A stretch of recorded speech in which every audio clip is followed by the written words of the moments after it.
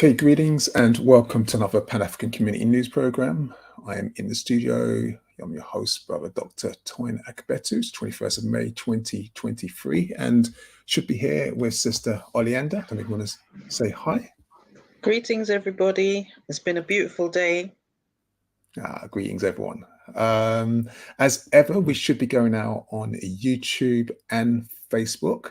So if you want to give us a check just to let us know you can see and hear us okay, please send a message using the chat function. Don't forget to encourage people to subscribe, but let us know that you can hear us okay. Sister Oleander will give a response back. I know we started a little later than scheduled, just getting through some technical issues.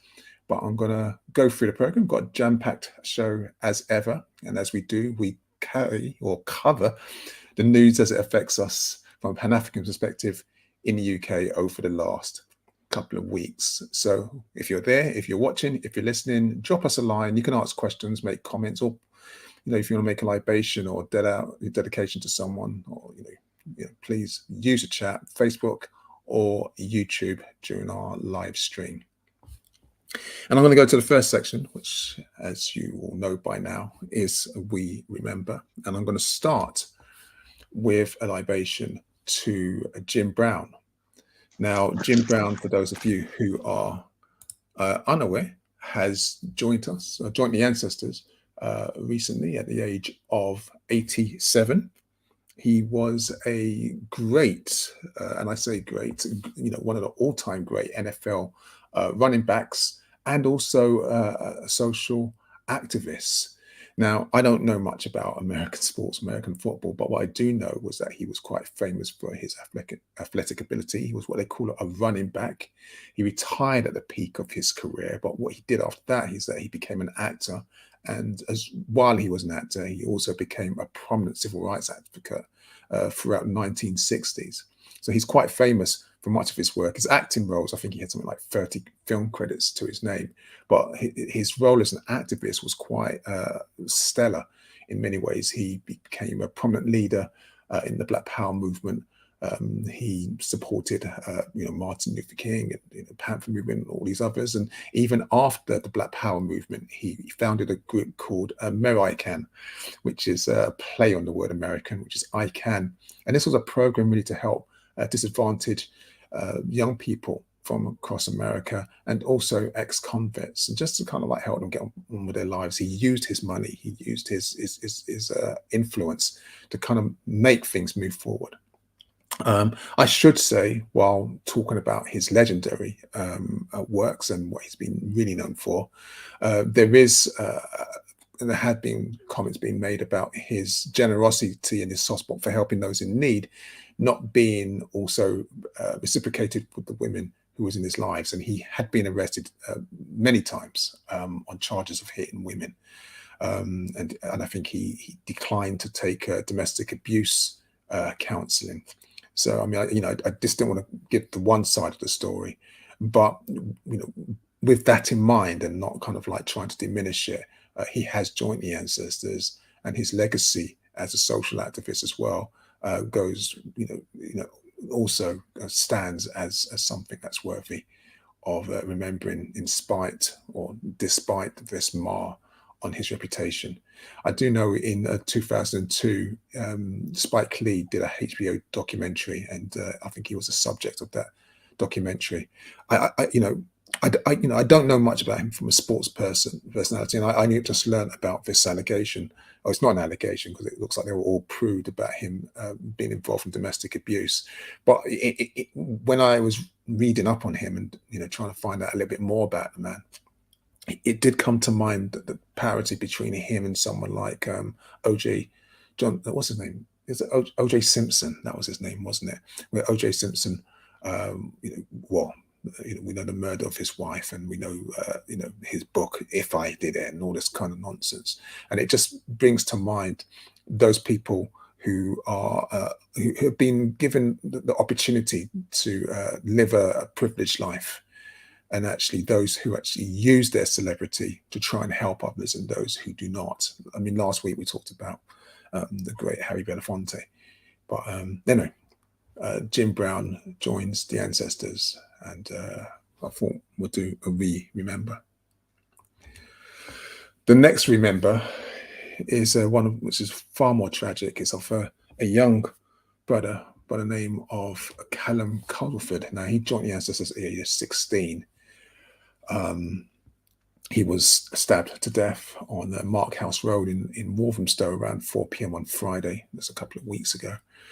I mean, the reason why it's, well, I mean, of course, every loss of life is tragic, but this particular death, the reason why this one has really resonated so strongly with many people in that region is because he had just released a heartbreaking video which shows him talking about not all African boys are tough, hard gangsters. And, you know, he desperately wanted to make sure there was a way, a pathway for those young people caught up in the madness of having to deal or having to engage with criminality to escape, because not everyone was tough. He spoke about the mental anguish of actually dealing with the loss of life of people that you knew growing up. And it's quite a tragedy that he lost his life to this scourge in our community. I do fear with the cost of living crisis that we're failing. Some people say it's not a cost of living crisis, it's a cost of greed crisis, which I think is more accurate. But with this impoverishment that's going across the UK, we're going to hear much more of this kind of tragic news about young people caught up in all kinds of activities to make ends meet. And so we remember Callum Culford. His mentor, again, was a young brother who was trying to help him escape this life. Unfortunately, it took him, and it claims yet another young soul. The next we remember is going back in time, and this is to a young man by the name of Kelso Cochrane. And we remember, just as a way of pouring libation, that he was 32 years of age when he was stabbed. He was killed, basically, in Notting Hill on the 17th of May, 1959. That's 64 years ago, just after midnight. He had arrived in the UK from Antigua. He was part of what people call the Windrush generation, or, you know, from that era of time. And he's given that notorious claim of being the first post-war murder of an African in Britain. Of course, there have been many deaths of African people in the UK, but this was post-war. The investigation at the time was very similar to, you know, what we're used to. The police then claimed that they were satisfied it was the work of a group of anti-law white teenagers. That's the language that they use, who only had one motive in view, which was robbery or attempted robbery. And they denied there was a racist motive towards this. I don't think anyone was ever charged or has been convicted for his murder. But it became very clear that this was a racist attack. They used the N-word because they used to call it N-word hunting during that time. The amazing Claudia Jones was a part of a group called the Interracial Friendship Coordinating Council. They had a central executive committee which was comprised of mostly, I think it was not mostly, of all women. And they sponsored a memorial meeting for Cochrane. That's for my brother Kelso. They organised the funeral, and they also sent a letter to the Prime Minister at the time asking for a law to make incitement to racial hatred illegal. It took many years before that would actually come to pass. But I just thought it's important that we remember Kelso Cochrane. You are watching the Pan-African Community News Programme. I'm in the studio with Sister Oleander, and the two of us are here. So please feel free to let us know that you can hear us, see us okay. You can send a message through the chat on Facebook or YouTube. It's always useful for us to know that. Don't forget to subscribe as well. We're trying to get the numbers up so we can start doing some live broadcasts on road, for want of a better phrase. We're just going over news as it has occurred over the last couple of weeks, over the last fortnight, from a Pan-African perspective. I'm now going to go into the section that we call UK politics. And I'm going to start with the story, which is I find quite a bizarre one, actually, quite an interesting one. And it's one of those tabloid pieces about the clown Boris squaring up to the new monarch, that's Charles, in a row over slavery. And this is coming from some guy called Gutu, I've forgotten his name, Gutu Hari or something like that. He is a ex-media chief for Number 10. Now, essentially what happened was that, Charles was in Rwanda with Boris, and they were there to talk about kind of like immigration policy. This is what the flights to Rwanda mess that the racist government was trying to implement. And what happened was that Charles is said to have criticized the policy, at which point Johnson, or Boris Alexander Piffle Johnson, the clown, went to Charles, look, you want to be careful. If you kind of start criticizing what we're doing here and starting pushing immigration and stuff like that, you'll end up having to sell the Duchy of Cornwall to pay reparations for those who built it. What happens that Charles just kind of looked at him apparently and just kind of like, nah, you're just an idiot. And the two of them have never really resolved their tension. This is the spin that we're hearing. It does sound authentic. It does sound like something that the clown would say. But that's the story. And so this has actually been leaked now. So it's interesting. I want to lead on to, how this manifests itself with future Tory administrations. So if you think about the news this week that the Ghanaian leader of the Asante people has actually pushed for the British Museum to return gold items in its collection. That's the language that the media said. I don't know if we just said gold items or just return the items. So this is the Asante Hene Otufumi Osher Tutu. He, you may remember, attended with his wife at the coronation of Charles not too long ago. But after that, they met with the British Museum director, who's now this person called Hartwig Fisher, and they had this discussion. Now, the British Museum, as you all know, especially if you watch the Black Panther film, the first one, has many plundered cultural and spiritual artifacts from all over the world, obviously from Africa as well. And part of the pieces under discussion were raided from the Asante Palace in Kumasi during the war with the British in 1874. Now, the museum is sticking to its grounds that, well, we can't do anything. It's illegal for us to give back things that we've stolen. That's the logic that they try to use. We need royal assent, bearing in mind what Charles just said in the last story. But the museum did release a statement saying something along the line, it's exploring the possibility of lending items to Ghana. And we've heard this facetious argument before, where it puts in place what they call a loan program, where the criminals lend back the stolen artifacts to the original owners. But this is a story that's kind of like been circulating over the last couple of weeks. Like I said, it's not new. It's not just Ghana. It's many other regions. We spoke about this a couple of years ago with Ethiopia, with I think it was Tristan Hunt in the V&A. It's a stalling tactic that these colonial museums continue to do and hide behind trustees. I think with the British Museum, one of the trustees is Bonnie Greer. I remember writing to her as head of Legali, asking for her intervention to get our artifacts back to Africa. She was of no use, and she didn't even hide the fact that she intended to be of no use to our community in getting the artifacts back. So don't watch this space. I just wanted you to be aware of what's going on. The next story, therefore, which shouldn't come to surprise or any surprise to you or any of you, is that last week was also the launch of a conservative national program. I don't know what they call it, national conservatism, or some kind of like a PR rebrand, where they go about the country reasserting their values. And there were many keynote speakers, one of them being Home Secretary Suella Braverman. And while she was ranting and raving about all kinds of stuff, like against wokeism and culture wars and all kinds of foolishness, one of the things that she did bring up, which I don't know why she put it in her mouth, because she should keep our business out of her mouth, was saying that Europeans shouldn't feel guilty about the historical role of the British in slavery. And it's funny when she says historical role, as if there's no impact, there's no legacy today. And if it was just slavery as well, I keep telling people you can't just talk about slavery without mentioning colonialism. They're not isolated. The transformation from one practice to another, they're both on a continuum. But this is what she says. And the exact word she says is that the defining feature of this country's relationship with slavery is not that we practiced it, but that we led the way in abolishing it. We should be proud of who we are. And then it goes on about, look what the radical left is preoccupied with, blah, blah, blah, decolonizing, demanding reparations, tearing down statues, blah, blah, blah, blah, blah. This usual right-wing madness. But that's the statement that she's putting out there.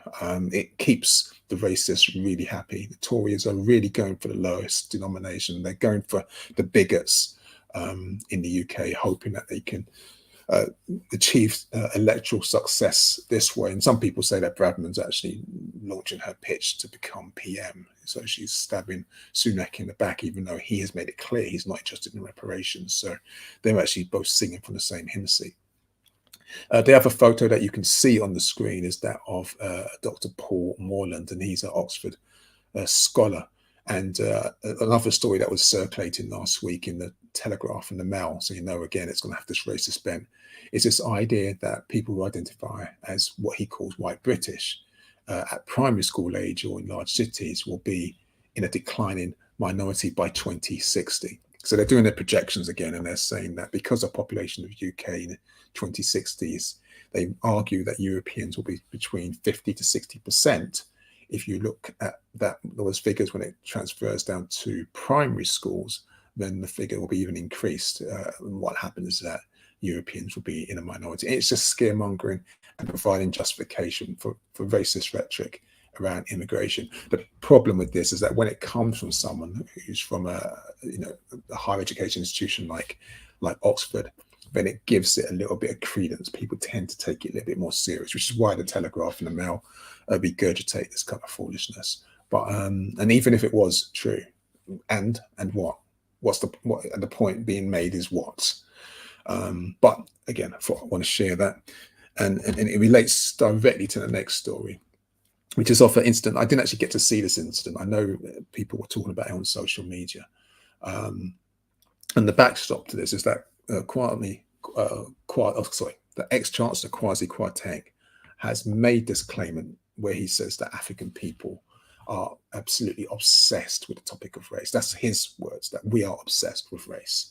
Now, of course, Quasi Quarantine is now famous or infamous for tanking the British economy when he was Chancellor for 5 minutes, and also for an extraordinary sweat-induced interview on Channel 4 this week, where he refused to apologise for bringing people into more financial destitution by increasing mortgage rates and increasing the cost of living for everyone. He refused to apologise and bucket loads of sweats while he was doing so.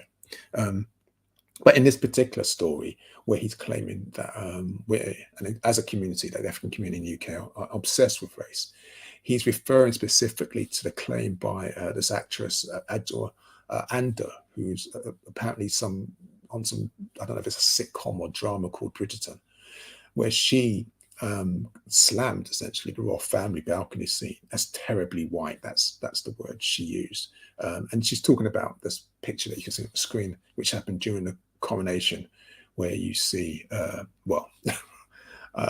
very Eurocentric, very, kind of like what they call whitewashed image of the monarchy. And I think this is alluding to the fact that Harry, the Prince Harry and his wife, Meghan Markle, and their children weren't present. So the balcony scene was devoid of any, of any African identity, anyone of African heritage inside it. Now, I don't think she said, like I said, I hadn't seen it. I don't think she said anything out of order. It reminds me of that comment when Jon Snow was in Westminster, and he made a comment when there was a Brexit rally, I think it was, about the place being, they'd never seen the place so white. There are some people, the moment you actually mention that a space is exclusively filled with people of European heritage, and you use the word white, the racist or racializing word white, people lose their minds.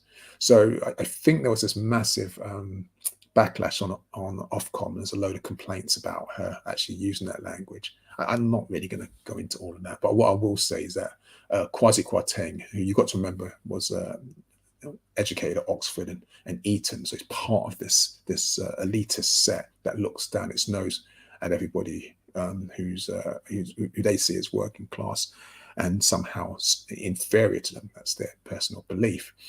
He said that a proportion of people in Britain were howling and accusing everyone of being racist.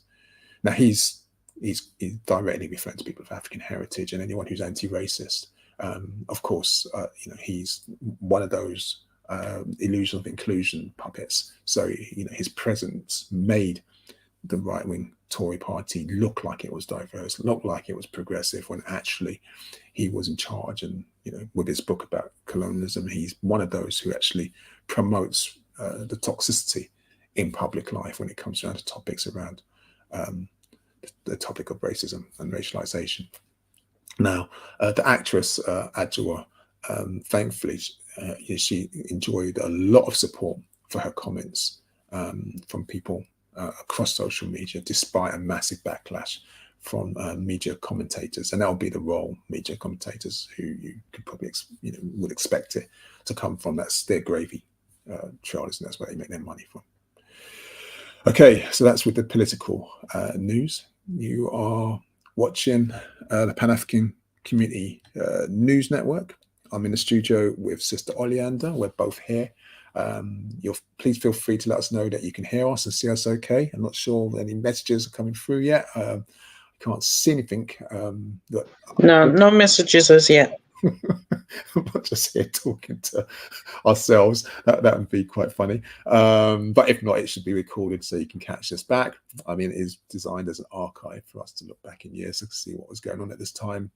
We don't unfortunately have a daily news channel which is dedicated to our content. So this is the best I can actually do to help fill that gap. But please, if you are here, if you agree, you disagree, you've got something to share, you also want to say hi, drop us a line using the chat function on Facebook or YouTube. Okay, we're going to go into the general news section, and just to place things in context, the first story I'm going to move to is that of this individual called Vaughan Dolphin. Now, he's a far-right extremist who said that minorities should be shot. Now, of course, if you listen to Quasi Quarantine, these people don't exist. We're just making this all up. But thankfully, Dolphin was jailed for 8 years. He'd actually made or attempted to make explosives, and he'd been experimenting with them in his kitchen. He blew up his kitchen actually while he was experimenting with them. He'd made some kind of like a gun or makeshift gun.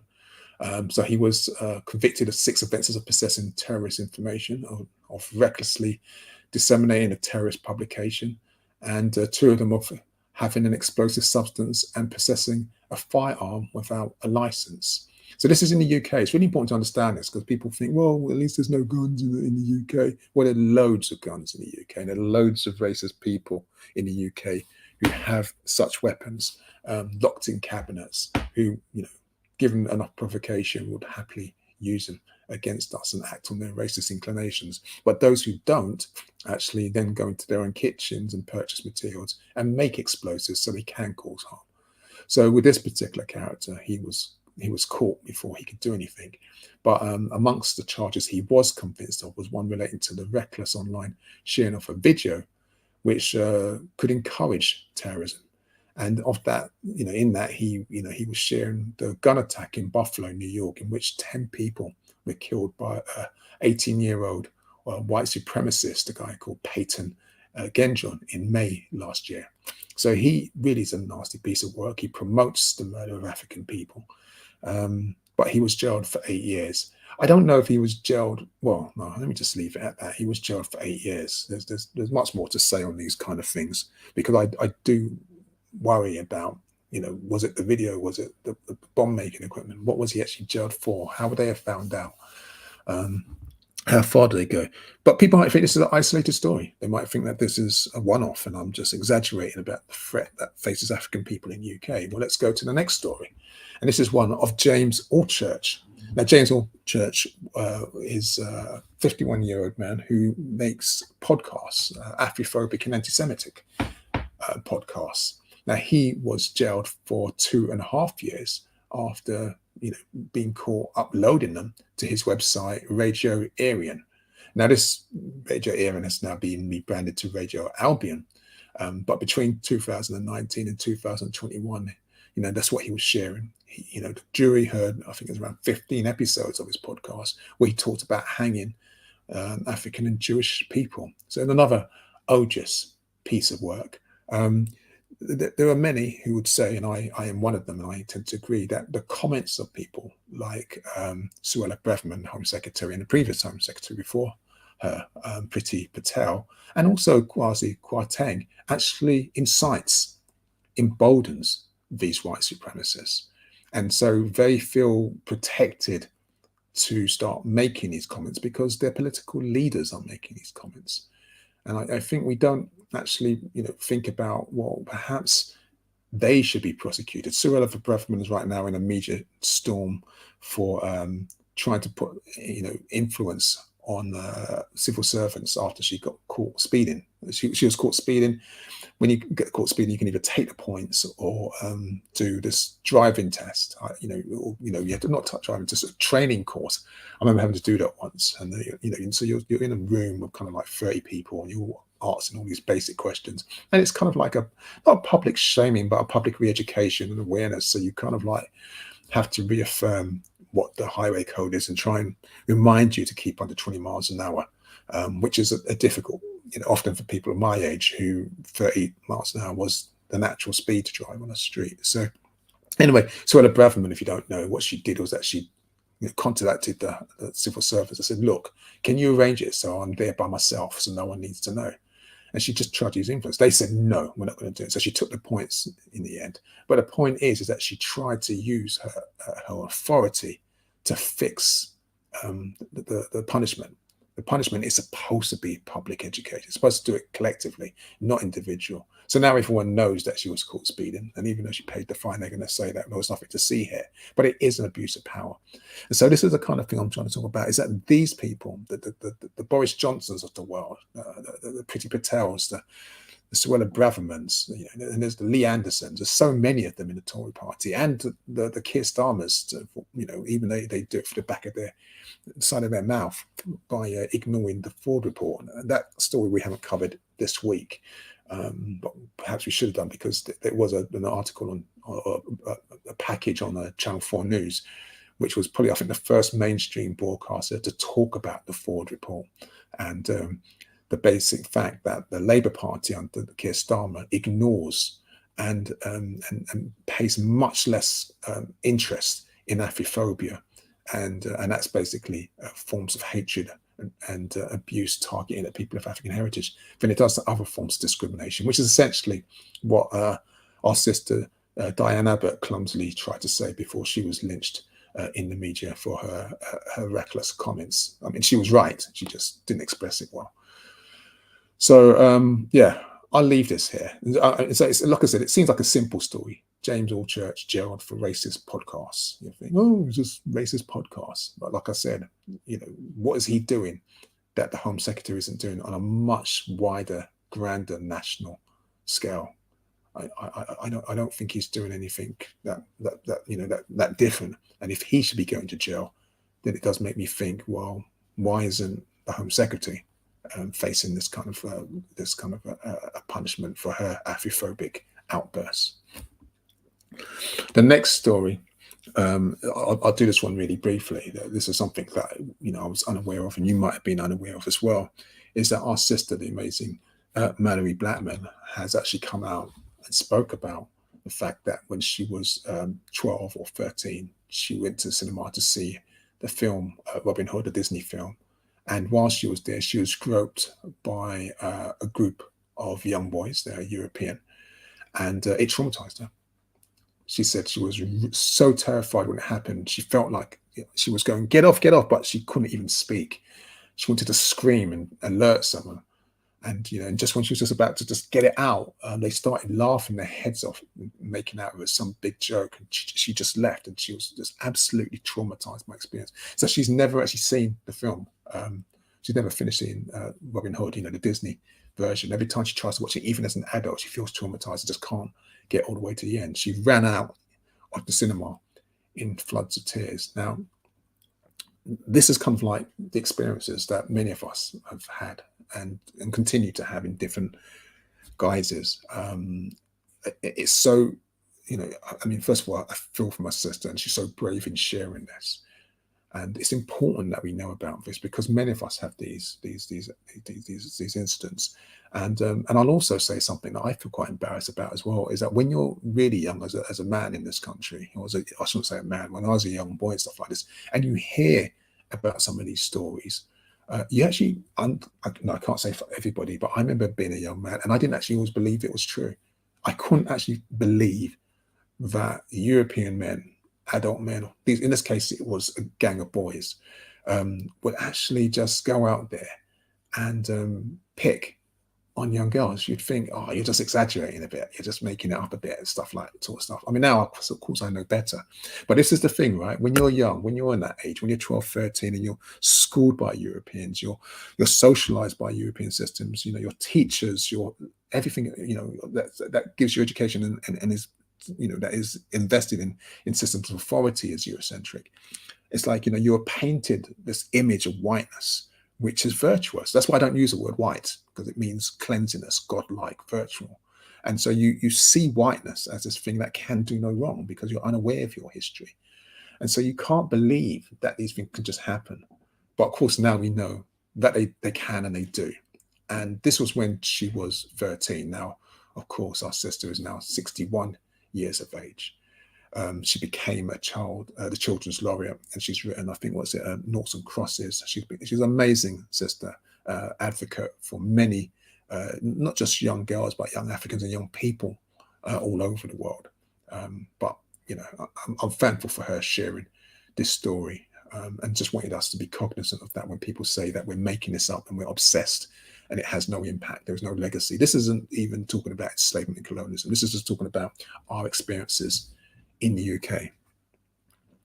The second story, which is probably more familiar with, and in some ways because of the film made by Stephen McQueen, the Small Axe series, when he talked about this branding of being educationally subnormal.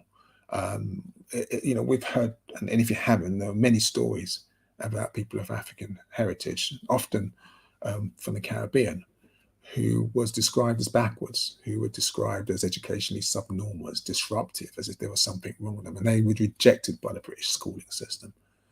They were removed from mainstream schooling from the age of 6.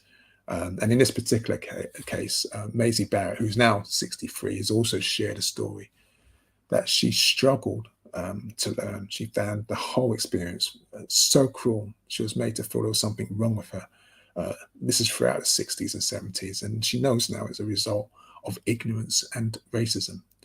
So when she was removed from her mainstream primary school in the 60s, she was one of those who was labelled educationally subnormal and moved to a special needs educational establishment. And this kind of segregation of children, so you have normal schools and subnormal schools, or to be accurate, what they would call them abnormal schools, it was quite deliberate. And people didn't really think about the impact it would have on children. They do this with children with who are disabled. They deliberately segregate them, and they argue that there's something wrong with people who are disabled, as if society hasn't got a major role to play in disabling them. And so by keeping them away from everyone else, they compound the problem. And this is part of the problem. Anyway, this was an interesting story that was shared this week. And just so you know that the system was rotten and is rotten. Since then, she's gained 4 university qualifications, which includes a degree in Caribbean Studies and creative writing, and a master's degree in professional writing. So don't let any educational system or any advocate of segregating children by ability kind of like make you feel like you cannot achieve, that you are you're to be written off, that because it's not true. Everyone has a talent, everyone has a gift. It just needs the right nurturing, the right environment, the right support system to get the best out of you. So I just want to big up Maisie Barrett with that story. Okay, and the last story in this section is one about sport. I don't really know much about sport, as you know. This one is about what they call the UK's Equality, Diversity and Inclusion Summit, which was held last week. And the fact that it's still running has been greatly kind of like celebrated. Everyone says it's a great thing. That sports is this is the second one. Is pushing this forward. This summit took place in Manchester. I think there were many personalities who turned up, leading figures from the media and sporting bodies, and alongside students, and they addressed many areas. I could talk about kind of like what they spoke about, but I think the most important headline from this is that actually people are saying, look, it's great having these opportunities to talk about the problem, but there are still too many people who are sitting on the fence, and we need them to act now. There's no point coming back year after year talking about equality, diversity, and inclusion and starting to give out awards, and they were giving out awards and this kind of stuff, if the problems still exist. So anyone who's sitting on the fence needs to just get off, get involved, start making a change. Okay, that's that section. You are watching... sorry, Mr. IC3 Black Reparation Nation sends greetings. Greetings, brother. Good to have you with us. I'm glad to know that someone out there can hear us and watch us. Okay, thank you for letting us know. Yeah, so I mean, really, this section, this part of the program, we're going to go into policing matters, but just to let everyone know that you're free to drop us a line, question, comments. You can use the chat on Facebook, use the chat on YouTube, whichever one tickles your fancy. We're just going through the news as it affects people of African heritage in the UK from a Pan-African perspective. And we're going to start with some stories dealing with policing matters. Unfortunately, they tend to take a familiar thread, but here we go. So the first story I'm going to lead off with is that about Metropolitan Police officers who were found and were dismissed immediately without notice after it was discovered that they had kicked and punched an African boy at the age of 14, and then decided that they would lie about it and collude to hide the evidence. Now, these police constables, I don't have images of them. Alexei Zaleski and Connor Ryan were sacked without notice at a gross misconduct hearing. And this is following an investigation by the Independent Office of Police Conduct, that's IOPC. Now, they were, the background to this story was that there were some complaints that there was fighting in the park. Police would rush to the scene because they were called and rushed to the scene because people said there had been a knife. No knife had been found. Everyone had been searched. But one boy became really agitated after he was being pushed around by the police.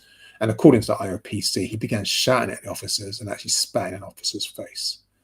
Now, what happened was that as a result of that, this is when the officers decided to punch the boy and kick him in his neck a couple of times. And so this is the reason why they were fired immediately. The IOPC director, they've got a new director because the other one left in scandal from what I can hear. So the new director, Amanda Rao, said the force used on this child was neither reasonable nor proportionate in the circumstances. And to compound matters, they tried to justify their actions by lying on their initial statement. So we're seeing abuse of power, violence, corruption, everything in this case here, let alone child safeguarding being completely disregarded. So the good thing is that they were sacked, but I've not heard anything about criminal proceedings being taken against them. But we'll see if anything develops on this story. The next story is about a Met police officer who was actually cleared of grievously bodily harm after tasering a young man and leaving him paralyzed from the waist down. Sorry, let me go back. So this was a strange story because PC Mahmood, he was charged with unlawfully inflicting grievous bodily harm on Jordan Walker Brown. But when the jury who deliberated on this for over 9.5 hours returned a non-guilty guilty verdict, people started crying in the gallery, and others just walked out shaking their heads. No justice. And this is part of the issue, right? So you're seeing, that was at Suffolk Crown Court. So you're seeing the police, it was, using their own metrics, their own measures, they will dismiss officers. But officers, when they're faced with criminal charges, seem to keep getting away with it. So, I mean, we've still got a long way to go before you start thinking that things are moving in the right direction. Now, what the court had heard was that Jordan Walker Brown, that's the brother, was a permanent and complete paraplegic who used a wheelchair after he fell on his head from a wall in Finsbury Park during 2020. He had no weapon in his hand, no weapon on display. He was running away from the officers. He wasn't posing no threat to them. So they had no reason to taser him. And just like a Duke here. I mean, obviously I wasn't in the court case. I haven't heard all the evidence. But yeah, this is the state of affairs. This is what's taking place. Another story that just came up a couple of days ago is, I mean, it came up a couple of days ago, but the case actually took place, I think it was a year or two ago, is that of the musician Fuse ODG. Now, he's an Afrobeat artist, and he's made a formal complaint against Metropolitan Police after he was handcuffed by the officers. Now, he says that he was racially profiled in Brixton in February. I think it's this year or last year. But just last week, he shared the footage on his social media platform, and you can hear the police saying that they could smell cannabis on him. Now, he didn't have cannabis on him, and so and then they're using violence to put handcuffs on him, and he decided to share it. Initially, he didn't, people were like, "Well, why are you sharing it now?" And so he's come out and he said, "Look, the sad reality is that as a black man living in the system, it doesn't matter how much money you make or the positive impact you have in the world, they still only see you as one thing." So he's sharing it to kind of let people know that no matter who you think you are, no matter how much wealth you think you are, how high you think you are, you can just be walking down the street and racially profiling will take place, and it'll be a risk. It will impact your life. And I commend him for sharing this and speaking out. Most artists don't actually. They try to keep their head down, but we need many people to understand that this takes place on a daily basis. Now, the Metropolitan Police has said that this has been assessed by officers from the Directorate of Professional Standards. Now, that's where the police investigate the police. So DPS is not the IOPC. I mean, the IOPC is where former police officers investigate the police. But the DPS is where current police officers investigate the police. They mark their own homework. So don't hold your breath for a positive outcome on this one. But yeah, that's that story. The next story is this one where the police are, the IOPC are investigating the actions of two Metropolitan police officers following an incident similar to the last one, where a man fell from a balcony in Peckham, and this took place in last month in April. The man was tasered, he fell from the balcony, and he died from his injuries. Now, despite extensive efforts by the MPS, the man is yet to be formally identified. So we don't really know who he is. We don't know, all the details of who the officers are involved. The coroner is taking forward identification and working with the MPS in search for next of kin. It's a strange story because we don't know anything. We don't even know who it was who was killed. If I'm to say anything on this particular case, I would say what is interesting, however, is that the police are being criminally investigated, and that's a different tone of language from what we normally hear on these kind of stories. So if we think back to Chris Cabba, we haven't heard about the officers there being criminally investigated. And this is the thing, the police normally protects the police from criminal investigations. It takes a lot of protest and a lot of action, of agitation, of pushing back against them before we get a criminal investigation. This is the first time in ages I've actually seen when the police have gone straight to a criminal investigation. Well, I say the police, the IOPC has gone straight to a criminal investigation. So we'll see what happens on that. But that's what comes to mind with this particular case. But I don't know anything else, because all this information has come from an IOPC press release. We don't even know the name of the person who lost their life. All we do know, for what I think we know, is that they were in distress. They might have been having a mental health crisis, and so we know that from health and safety, from safeguarding, this could have been avoided. And I guess the last story in this section is one of those water is wet stories. I don't really need to go much apart from the fact that I don't really always agree with the choice of language that some of these people make. But Louise Casey, she's the woman who made that groundbreaking report. I say groundbreaking.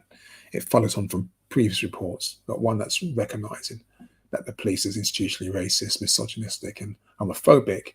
Has actually just said that the Met Commissioner, Mark Crowley, was disrespectful to Africans or Londoners of African heritage by failing to accept the findings of the force. And she just thinks that, why is he doing this for?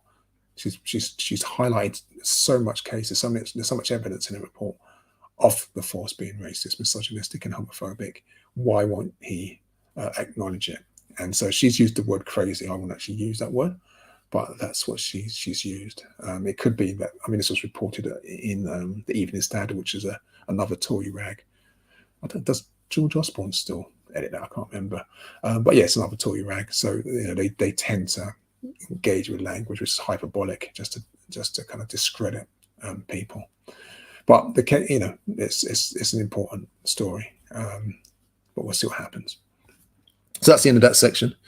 We're going to go to Health Watch, and just as a reminder, you are watching the Pan-African Community News Network, and we're just going through the stories from the last couple of weeks that affect us from a Pan-African perspective. And I'm in the studio with Sister Oleander. You are free to drop a line on the chat using Facebook or YouTube. I forget them all. YouTube or Facebook. Let us know that we know you can hear us now. Let us know if you've got a question. And I'm waiting with bated breath for any comments or questions. Thank you, Sister Oleander. That's cool. Yeah, so there you go. We're waiting for your comments and and thoughts, etc. So don't be shy. I don't bite. And if I do, Sister Oleander will put a plaster on it. So I'm going to continue going through the news. We did start a little bit late with this program. I think we started around 1:15. So apologies for joining, starting a bit late. I'm whizzing through as much as quickly as I can. We've got maybe another 8 more stories to go through. But this is looking at Health Watch. I did think about this. The capacity to continue doing this is quite tricky. And it's Health Watch. I did want to call it Mental Health Watch, but it's generally a Health Watch section. It's something I think we need to really cover, but we might need a specialist to help with this because it's such an important topic. But anyway, I'll go through and I'll expand later when we get back to the end on my thoughts and rambling. So the first story is, you won't even believe this one because this happened in 2016. And the headline story is quite easy. 2 directors have been jailed for the deaths of these 5 men who were all from Senegal or Gambia in Birmingham. And you might think, 2 directors, how does that work out? What is this, the section on health? So this is an issue to do with health and safety. What happened was that these 5 men worked for a metal recycling firm. And the 2 directors, that's Wayne Hawkswood and Graham Woodhouse, denied risking workers' safety. But the jury found that no, you took the mick. You had no regard for their safety. We don't even know how much they were paid. We don't even know to what level the abuse took place, but there was no regard. So they were jailed for 9 months, and their firms were fined £1.6 million in total.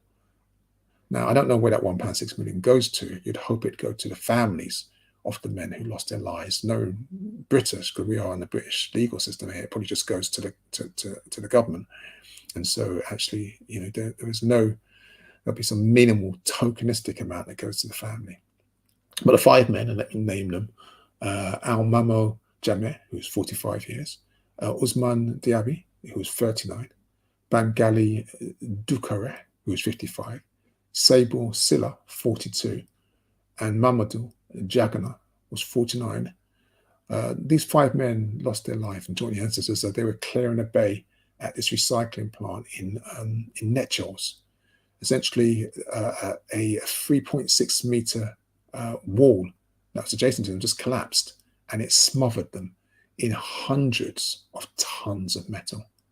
Hundreds of tons.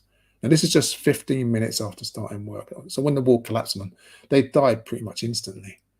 But can you imagine that, going to work, starting work 15 minutes later, you're just clearing the bay, and in crash, everything, 15 tons, or sorry, hundreds of tons of metal just crushed you different. Now, those 5 men lost their lives. They joined the ancestors. I think there was another one who had a crushed foot or a crushed leg or something, and there's another one who got some injuries as well. So it wasn't just these are the 5 who joined the ancestors, but there were other injuries there. And so, it'd be nice to know a bit more detail about why the fine was 1.6 million and what's happening to that 1.6 million, and what changes are happening inside the industry to make sure that in recycling plants, nobody ever makes this kind of health and safety error. I say error, that seems too light. Abuse, neglect, again. But I don't know. I didn't even know about this story, and this took place in 2016. Look how long it took for the verdict to come through. This is the problem. I mean, what's that, 7 years to get justice? Whew. The next story, if you want to talk about taking long to get justice, this one broke my heart, just like the others. This one took place in 2018. Now, you might have remembered this picture. You might have seen this picture of Errol Graham. And Errol Graham was 57 years of age when his body was found by bailiffs who were sent to evict him from his house for non-payment of rent. He was £1,000 overdue in rent. When they found him, he was so emaciated, his body, he weighed just 4.5 stone. 4.5 stone. Now, the reason why this story is blowing up right now is because there was an inquiry into it. And what we now know is that the DWP, that's Department for Work and Pensions, actually hid crucial evidence from the inquiry. And that inquiry was looking into how he was disabled, let's be clear about this, starved to death after having his disability and housing benefits wrongly stopped, as well as his gas disconnected. So, if the inquiry had known all this information, the stuff that they hid, it probably would have had a different outcome. Now, you've got this bland statement which says there's a safeguarding review concludes that despite the shocking and disturbing circumstances of Errol Graham's death in 2018 and significant failures by the DWP and local agencies, they had engaged in significant learning in the last 5 years. So this is the crap statement, lessons learned statement. But let me be clear, I don't have everything in here. I mean, he suffered from severe depression. He had mental health challenges. He suicide ideation. He talked about taking his life. There were significant signs of warnings that he needed help. He needed help, but they just turned a blind eye, and he got so depressed. And like I said, he starved to death. They cut off his benefits. And when his benefits were cut, that means his housing benefit was cut, so he couldn't pay his rent. They cut out his gas. And I don't know if you can see the image. Underneath the image is a letter. He had this letter, which he wrote, handwritten. And in this letter, this is what he says is, all I want in life is to live normally. That would be the answer to my prayers. I'll say it again. All I want in life is to live normally. That would be the answer to my prayers. Now, this reminds me of of Jordan Neely. He's the young brother on the New York train who was killed by Daniel Perry in America. And he was just struggling, saying that he would rather be in jail where he, be fed and have a bed rather than be homeless. And then Daniel Perry, the ex-Marine, just killed him. I've heard now that Perry's saying that, I'm not racist, I was planning to go to Africa, blah, blah, blah, blah. But even Perry's former Marine colleagues are saying, look, the hold that you did it incorrectly, and, you didn't do it in a way that was safe. So you're responsible for killing him through that. And, but our brother here, Errol Graham, 4.5 stone. Do you know, to not have food, to not have gas, to be worrying about rent, to have your benefits cut, and then just to be told that, oh, well, the local agencies and DWP have made significant lessons learned, all that kind of crap. This happened in 2018. And now we know that, that this government, and it's this fucking government, hid crucial evidence from the inquiry. Excuse the language. That's the story. So, I mean, I couldn't say we remember, because it's not a remember story, even though we do really need to remember. It's just being aware that this is the world that we're living in, and how, when it comes to issues of mental health, we're living in a society that's so toxic that it causes the problems. It doesn't try to solve them, it exacerbates them by alienating, by over-medicating, by ignoring, by having punitive events, by creating stigma with this particular topic. I'm going to move on because I'm going to get vexed. The next story, and the final one for this section on health, is one about racism in the maternity care system. And we have the story now where a mother, Brenda Kohler, says that what happens is that even to this very day, we're hearing that midwives are saying that the threshold for pain for African women is higher than everyone else, and that's why they treat them so lackadaisical. We've talked about this before. I mean, I can give you the underlying stories for this. So our sister Brenda Kohler says that inequality in her case during labour put her and her baby's life at risk. We know that African women are nearly 4 times more likely than European women to die after giving birth. But our sister Brenda says that stereotypes, assumptions, and racist attitudes towards African women are not just confined to NHS professionals. In her circumstances, she found it came from midwives, even of African heritage. And other NHS staff have made cultural assumptions about her. In this particular case, it's quite a strange one, because her surname is Kohler, and so many people assumed that she was of Nigerian heritage, and she's not. And I think there were some assumptions made based around that were wrong, that placed her at risk. So it sounds like we're saying the same old again. Quasi Quarantine can say that we're obsessed with race and pretend, and argue like, Tony Silver, that we shouldn't talk about these things, we shouldn't challenge these things, we shouldn't seek to change these things. I just tell them to go jump in a lake. We have to highlight these issues. We have to be aware of these issues, and we have to address them where we can, wherever we have influence, wherever we can help others who have influence. We have to do these things bit by bit. We're moving forward, slowly moving forward, not fast enough. But we can't expect help from the system, so we have to be that help.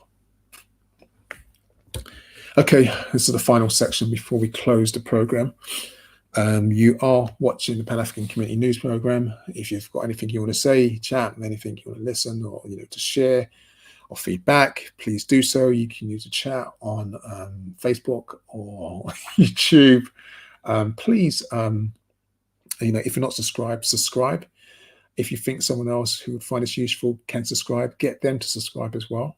That would be really helpful for us. What happens is that, oops, so I think I can hear Sister Oleander. Sister Oleander, do you want to say something? Yeah, sorry. I was just going to say, I was just thinking about the health section and how really disturbing all of those stories were and are. It's just made me feel really, really sad, to be honest.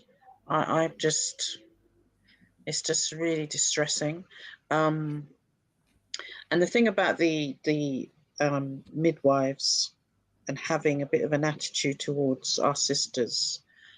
I remember when my niece was in labour, and it's her first child, and she was really scared. And so she was crying and she let out a scream or two. And the midwife said to her, "You need to be quiet because you're scaring the other mothers." And I just thought, wow, that's, it's just really that kind of attitude towards, I mean, anyway, that's it. I'm not going to say anymore because it's just we need to talk about this. One thing, I mean, yesterday you was at the sickle cell conference, wasn't you? I mean, was there anything you want to share back on that? Is there any good news, or is there anything, or is there anything we need to be aware of as well? Because this is the thing, we do so much, we can't report it all on this program. But yeah, I mean, one of the good things is that I listened to 3 young people speak about their experiences of bone marrow transplant, and that and it started, I think one of them had it done during the pandemic, and then the other 2 late last year. Now, the good thing for them is that it was a sibling that they actually used, who all 3 of them, it was a perfect match, like 100% match. So it was just about whether their bodies were able to deal with it. They had some issues, but not really that much. So essentially, it was all successful for all 3 of them. However, if it's not 100% match, they're now willing to go down to 50% match. So that could be a parent, because obviously a parent will only give 50% whilst the other person gives 50% to that child. So at best, it would be 50% in terms of a match. But it's not, the issue is that there is still a chance of the host versus graft actually failing, and the person who's receiving, or in other words, the patient, the sickle cell patient, there's still a risk of death. And it is quite scary for parents, families of people who have someone with sickle cell. It is a risk. You may be lucky to have a sibling who's a perfect match, but you may not be. And it is, for me, the risk is still too high, but that's my personal opinion. But the other thing I wanted to say was that they looked at, in terms of the development of treatments and drugs for sickle cell. Right now we have 3, but only one really has got quite a good track record, so that we know that it works, for not for every single person, but for some. Do you remember which one that was? Pardon? Do you remember which one that was? Oh, hydroxyurea. Okay. Which is a treatment that's used for people with cancer, essentially. And there's I'm not going to go into all the ins and outs of that. But interestingly, what they did was compare it against another disease, which is called cystic fibrosis. That happens to be the majority of Europeans that get that, while sickle cell, the majority are African. And guess how many treatments or drugs they have actually been using for that particular condition? Well, if there are 3 for sickle cell, then I'm guessing there's 30 for cystic fibrosis. 511. Oh, gosh. That stuck in my brain when I saw that. And when you look at therapies. Yes, and when you look at the way that actually affects people, there's a lot of similarities with sickle cell, apart from like the pain that goes all over the body. But for them, they have a lung issue. So theirs is mostly around their lungs and their intestines. But 511 treatments or drugs that they've actually been working on. Yeah, I mean, this is because funding is disproportionately pushed into helping those European heritage, because they see us as a minority in this country. I mean, despite our presence all over the world, it's But although, outrageous, the situation. yeah, and although sickle cell is what they call a rare condition, it's actually the most common now. That's why when they do newborn screening, they screen every single baby for sickle cell, because they know that the world is changing. There's a lot more mixing, dual heritage and all the rest of it. So the trait is around. But it's very disturbing when you see, those kinds of figures in front of you. So yeah, that's it really. I mean, I can say lots more, but I won't, because it's just not time. No, well, thank you for sharing that, and that's really useful. I mean, I forgot to say, I mean, this week I took part in a eugenics network that's forming at UCL. I mean, I say eugenics, we're anti-eugenics, and so we're trying to teach on, how can we move forward and how can we prevent the kind of harms that were done through places like UCL.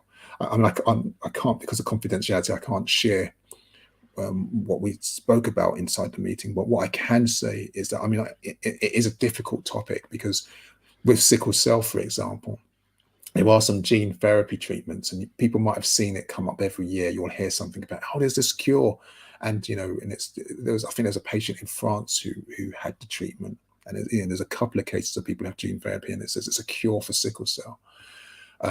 But gene therapy is a very slippery slope, because it, essentially it's a form of eugenics. I mean, it's not done for sterilization purposes, but it is manipulation of genes, and these kind of questions are always dangerous, because we've already seen discussions about designer babies, re-emerging this year, with people kind of like, talking about manipulating genes to get the right type of baby.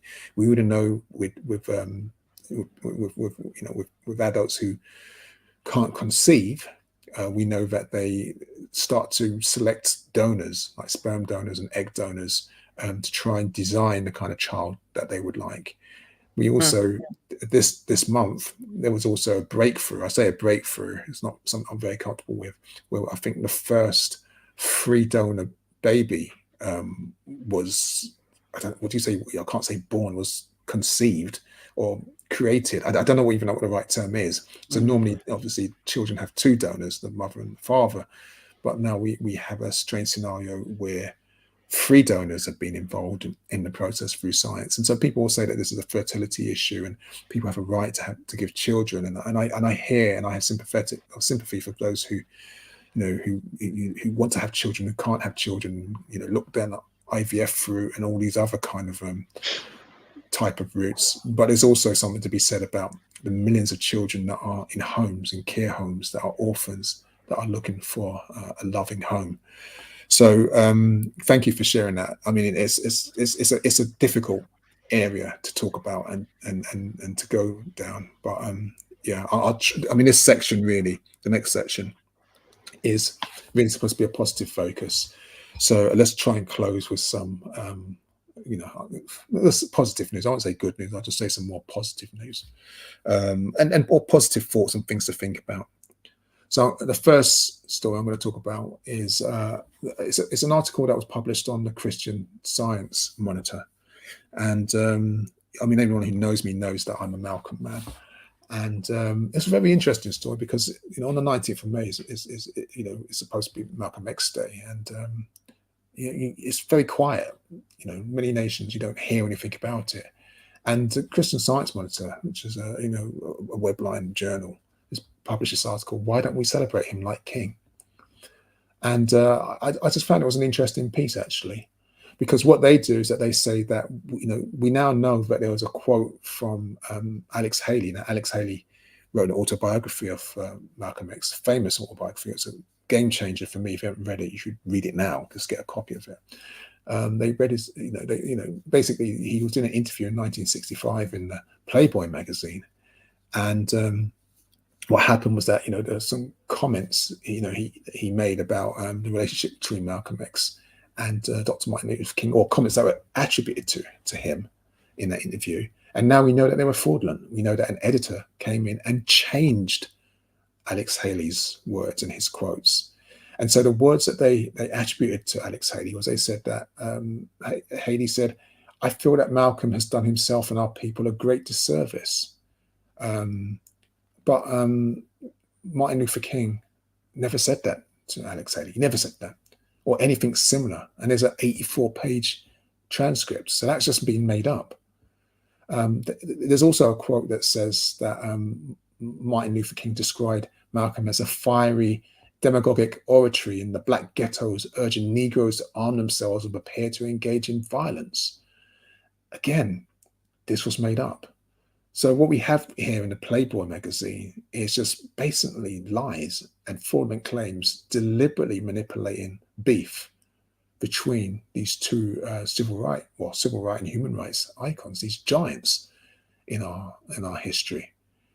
What we don't know much about is that Malcolm came to Selma in support of Martin Luther King, and he famously met with his wife, Coretta Scott King. Now that dialogue was adapted in the movie of the same name. And so, I mean, I know that, I grew up being told that Martin Luther King was the way we should be as activists, and Malcolm X was a troublemaker, and we shouldn't be following him. We shouldn't be looking towards him. But now we know that at all levels of the media, this beef was being amped up and over-egged and overplayed. And so, I mean, the 19th of May has now gone, but it just makes me hope that next year, May the 19th, let's celebrate Malcolm X Day.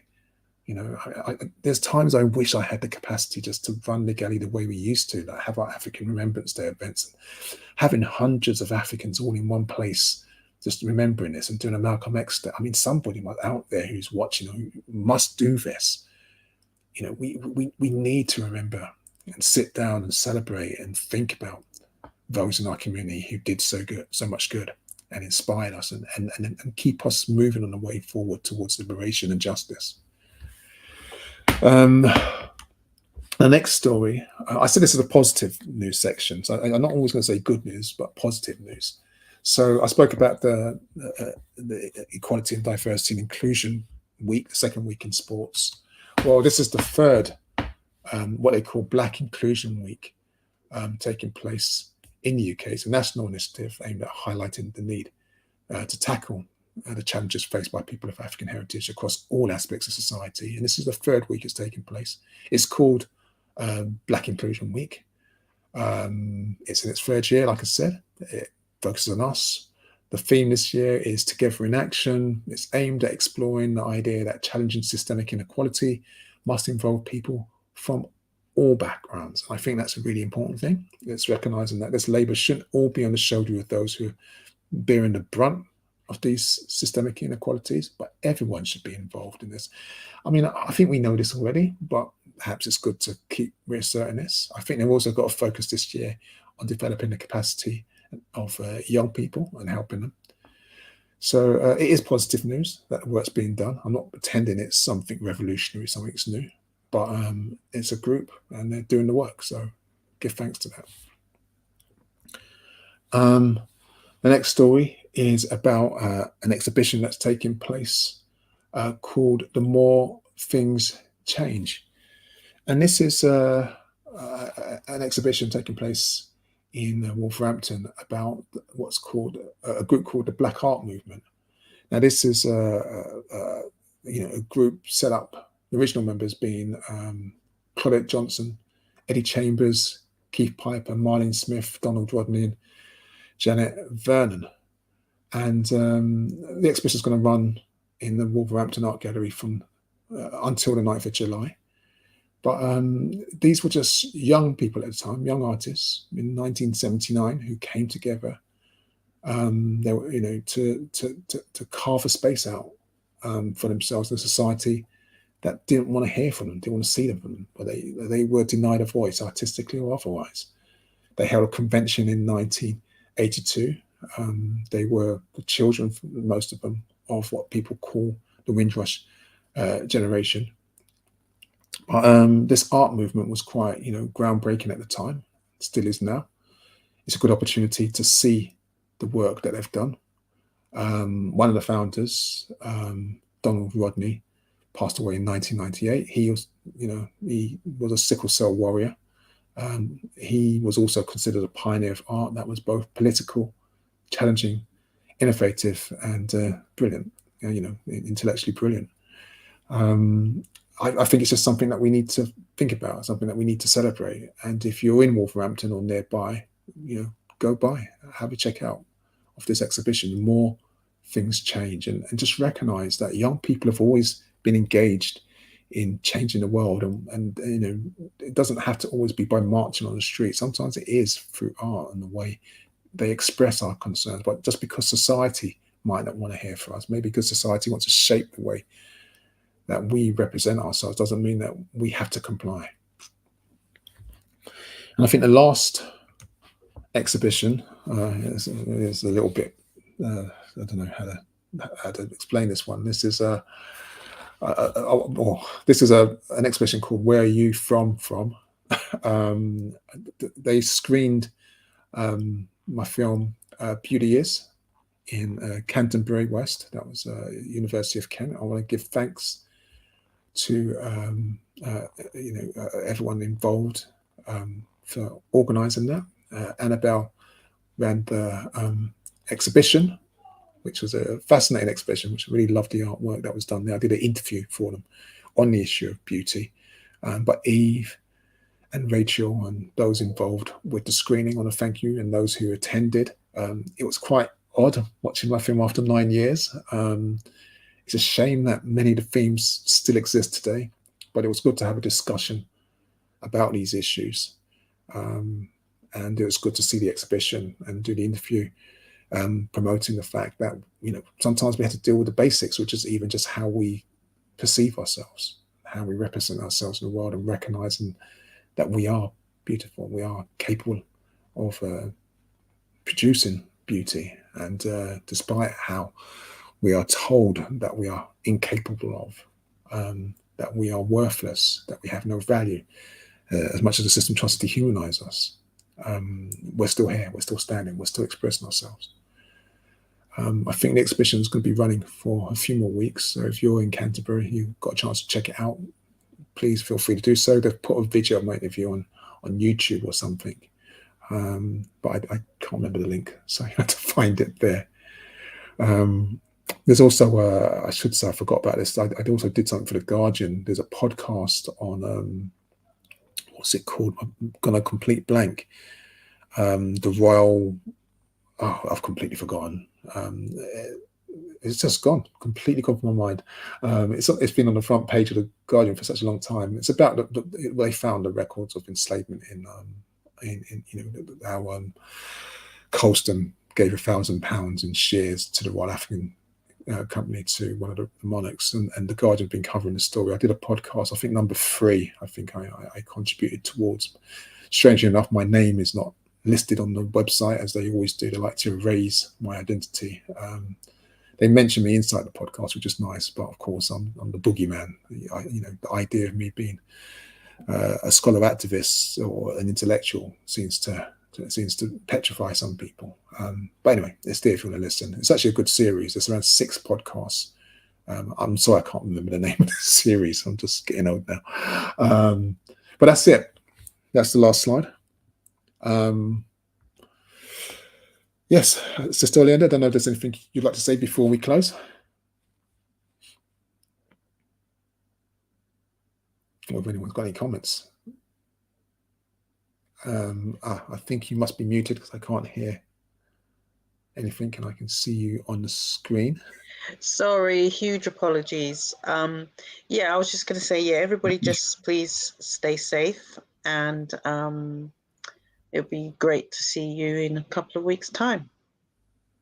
Thank you. And we've got another bank holiday at the end of May. So that's 3 bank holidays in 1 month. So that's quite interesting. Wow. Okay. Well, okay. So hopefully it shouldn't interrupt with our dinner to broadcast. No, not at all. I just thought I'd remind people. That's cool. I am playing with the idea. I mean, next week I'm meeting with the amazing Hackney account and Ochia Imedia. I recently went to Italy with Hackney account to meet Occhiaia Media, which is a stop and search group in Italy that deals with racial profiling as well. And they were exchanging techniques and ideas and strategies, and they're coming to London. So we'll be meeting them on Friday for a conference at Goldsmith, and then bring them to Hackney on a Saturday. And we'll be meeting in the IDPAD Centre. It did make me think about it would be great to run this program from the IDPAD Centre. The problem is the extra work it involves. But in the long term, it would be amazing actually to have this actually in a public space, so that people can actually come in and sit down and chat and talk and eat, and we can engage with the program. If there's enough takers, enough ideas, it's something I think is still something that's doable. Yeah, it's just an idea that I'm just putting out there into the universe as I do. Sorry, Sister Oleander, you said something? No, I just said, yeah. I mean, it's a great idea. It's just the feasibility of it and the capacity issue of it. So, yeah, it would mean the whole Sunday would be taken up, because we'd have to all have a lunch or something beforehand, and then do the program and the preparation and stuff. But I still like the idea of making it a live, it's a live broadcast, but a live broadcast where people come in and guests come in and we talk and everything like that, rather than. But perhaps it could be looked at once a month or something, rather than every single program. Maybe just do it like once in a month. Yeah. We'll play with the idea. Yeah. But, this is the end of this week's program. We'll be back on the 4th of June, 2023, as you know. Try to make it at 7 p.m. as always, but sometimes we're a little late. Thank you for being with us and trusting that we will turn up. We invariably always do, unless there's some catastrophic problem.